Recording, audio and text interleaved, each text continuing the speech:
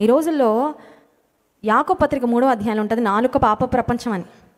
నాలుకే కాదు పాప ప్రపంచం, ఇది కూడా పెద్ద పాప ప్రపంచం. ఏదండి? సెల్ ఫోన్ పాప ప్రపంచం. At the click of your fingers you have sin.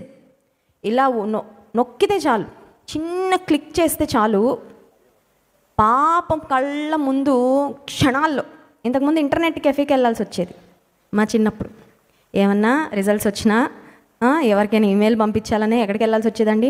ఇంటర్నెట్కి వెళ్ళి అక్కడ చాలాసేపు కూర్చుని ఆ డౌన్లోడ్ అవ్వడానికి టైం పడుతుంది, చాలా పెద్ద ప్రొసీజర్.